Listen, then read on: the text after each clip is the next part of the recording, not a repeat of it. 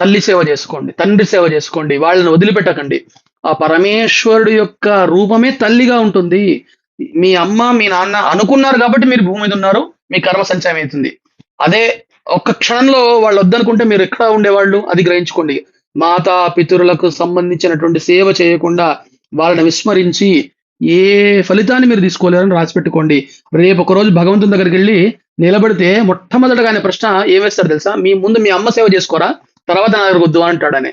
అప్పుడు ఏం సమాధానం చెప్తారు చెప్పండి? కాబట్టి మీ అమ్మ నాన్న వదిలేసి వాళ్ళని ఇబ్బంది పెట్టుకుంటూ వాళ్ళని అసహించి అసహించుకొని వాళ్ళని వృద్ధాశ్రమాల్లో వేసి లేదా ఇంకొక విధంగా వాళ్ళని అవమానిస్తూ వాళ్ళు తీసుకునేటువంటి దుఃఖాన్ని ఎవరు భరిస్తారు? ఇవాళ మీరు మీ అమ్మ నాన్నని అన్నారు, రేపు మీరు అమ్మా నాన్నలే కదా, మీకు ఆ రోజు అనుభవిస్తారు. కాబట్టి వీలైనంత వరకు మాతాపితరుల సేవ చేయండి. సృష్టి మొత్తాన్ని ప్రేమమయంతో చూడండి, ప్రేమగా చూడండి. ఇదంతా కూడా చాలా గొప్ప సృష్టి అండి. మీరు చూస్తే ప్రతి ఒక్క అణువులో పరమేశ్వరుడు కనబడుతుంటాడు. అప్పుడు తప్పు చేయడానికి భయపడతాడు మనిషి. ఏ విధమైన తప్పు చేయడు. కాబట్టి ఈ సృష్టి మొత్తాన్ని ఇప్పుడు మీకు గాలి తగులుతుంటే ఆహా వాయులింగమై నన్ను తగులుతున్నవా స్వామి అని దండం పెట్టుకోండి.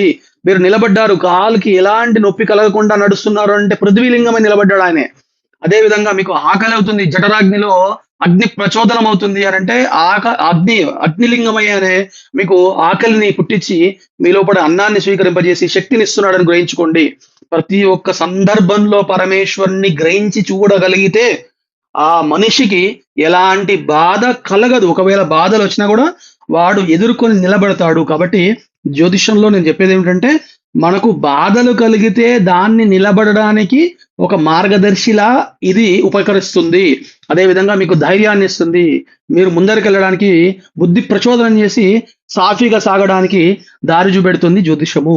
కాబట్టి పరమేశ్వరుడి ద్వారా వచ్చినటువంటి వేదాన్ని, వేదం నుండి అంతంగా వచ్చినటువంటి వేదాంతాన్ని, దానిలో వచ్చినటువంటి అద్వైత సిద్ధాంతాన్ని, ఆ సిద్ధాంతంలో ఉండేటువంటి ప్రతి ఒక్క సూక్ష్మాన్ని నేను మీకు వచ్చేటువంటి వీడియోస్ లో వివరిస్తూ ఉంటాను.